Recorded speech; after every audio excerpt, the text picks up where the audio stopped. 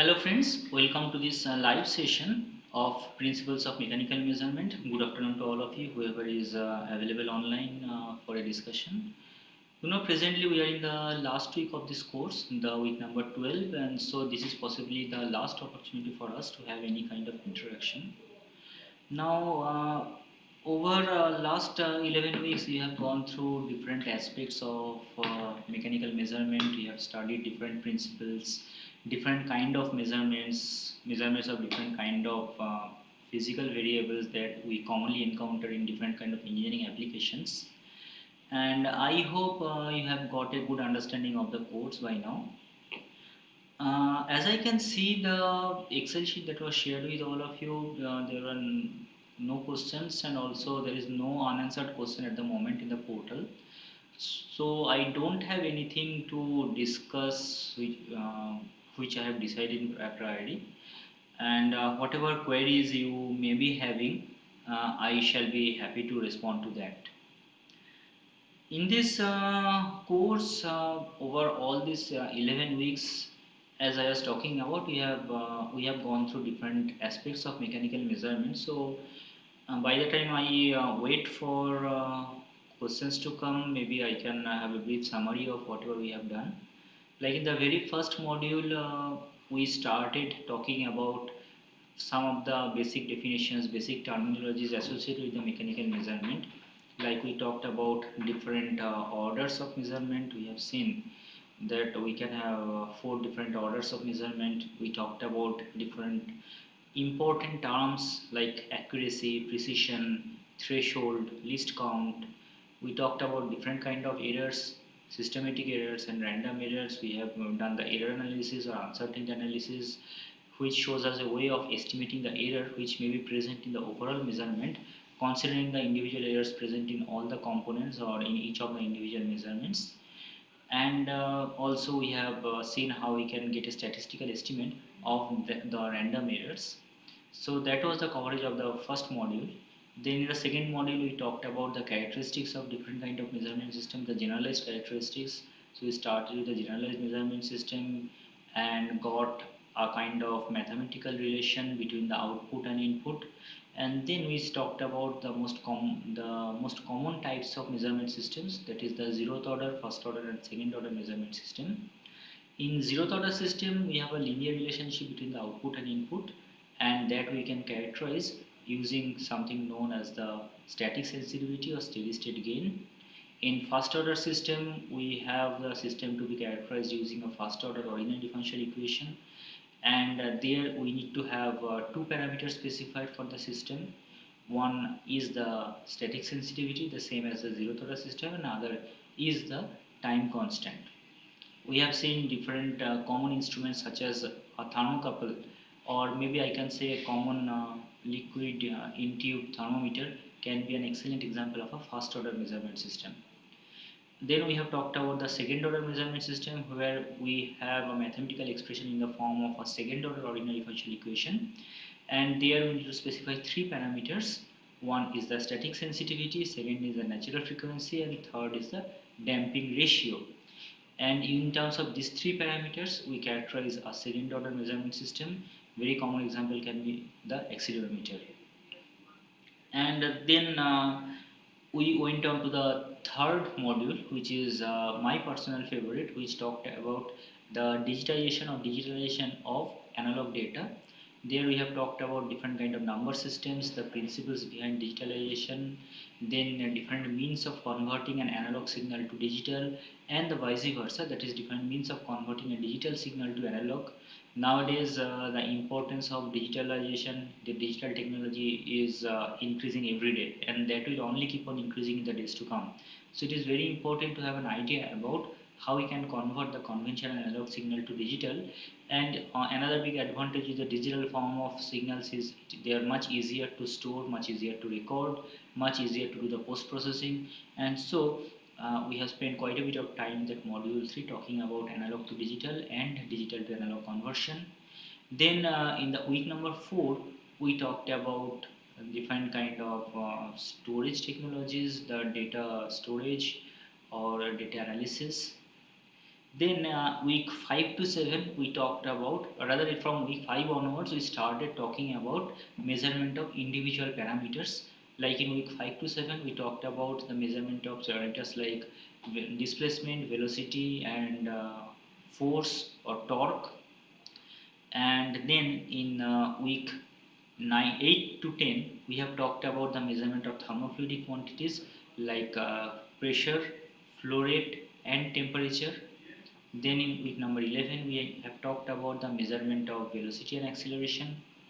And now in this week, in the week number 12, which you may not have gone through the lectures by now, it will be a discussion about the measurement of some random quantities like radiation, etc.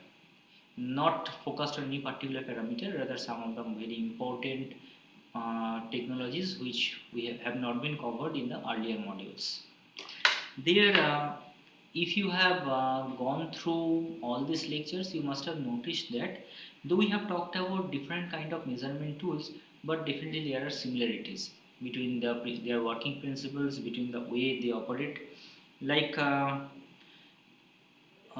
electrical way of measuring something is probably the most common one, because measurement of electrical signal using the principles of electromagnetism, that is very standard. We have lots of very good instruments available to measure electrical quantities like voltage or current, and therefore we often prefer to convert whatever may be the form of the output signal to some kind of electronic signal or electric signal rather. Just think about what we do in case of thermocouple. Though we are trying to measure actually temperature or maybe some temperature change, but using some suitable principle we are converting that analog input or that physical input to an equivalent amount of electrical input in terms of some kind of voltage difference. And that voltage difference, once that is properly calibrated with respect to that temperature difference, can easily give us a measurement of how much temperature change that we are talking about. The same is true for different other instruments as well.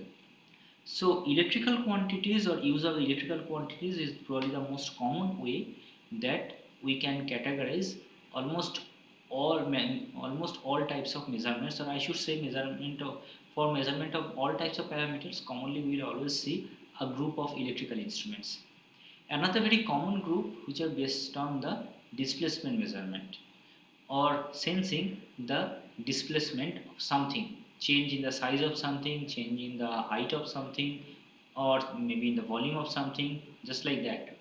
Like as I mentioned about the thermocouple, similarly if we talk about the liquid in glass thermometer, though we are trying to measure some change in temperature, but actually we are measuring the change in the height of the liquid column.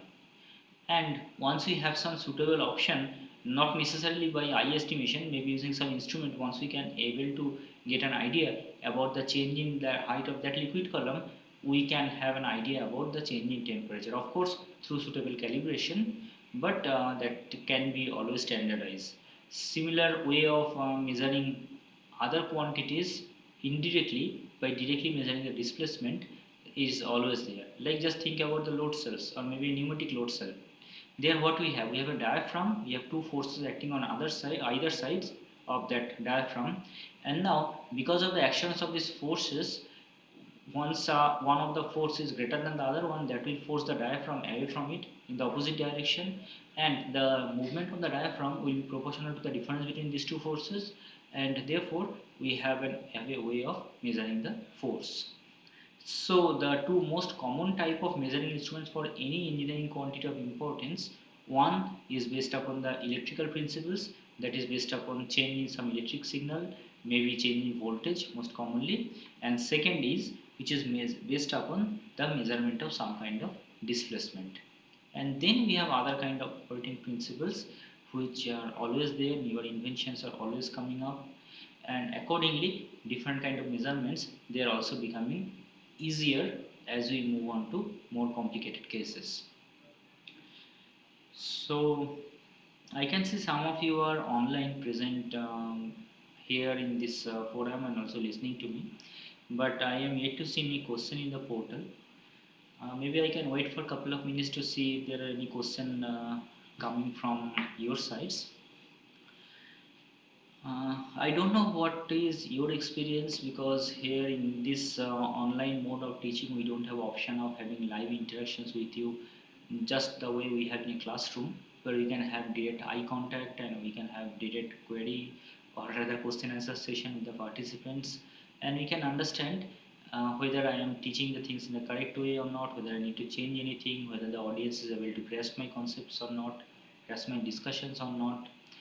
But that is not possible in the online mode. But still, we would always like to have some kind of feedback from your side, because once you let us know exactly what you feel about the way something is being taught, then the instructor, like me in this case, always has the option of changing in something if at all required. Similarly, if you let the instructor know that there is no need to change anything, whatever you are doing, that is just perfect, the instructor always feels comfortable that okay, I am able to reach the audience, and so I should continue in the same way. Uh, so it's a request that whatever you feel, you can write in the portal, you can send me personal mails if you have any specific comment about the course, and also there will be an option of giving feedback at the end of the course. There also you can give your comments, which will be important for us, so that in future no, in future versions of this course and maybe in other courses we can always rectify the same. This particular course actually is a slightly redone course, means the recordings was done earlier when it was offered. It is being offered for the second time now, where the earlier videos are getting played, but of course all the questions, like all the assignments, etc., they are made now itself, and accordingly we are having.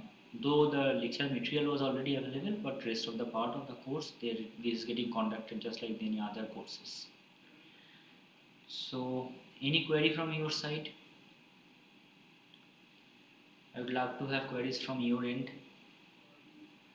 Even if you don't have any technical query, maybe you can just write what you felt about the course, and I shall be happy to oblige if you feel anything good or anything bad, whatever.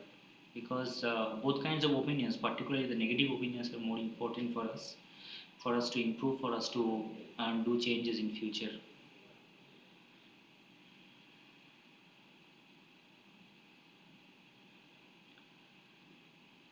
Nothing is there so far. So please wait. Like in the previous live session, also we had similar experience, where we, though there are some questions in the portal and I responded to that, but there was hardly any participation in the live session. Uh, and same here. So in that case, maybe we can close down this particular session. And if you have any query left, you can still write in the portal, or as I told, you can even send me mails also in my personal or official mail ID, and even I can respond there as well. So thank you very much, whoever has participated, and best of luck to all the participants who are going to write the exams. I hope you can score very good marks in the exam, and also we can meet you in some future platform. Thank you very much.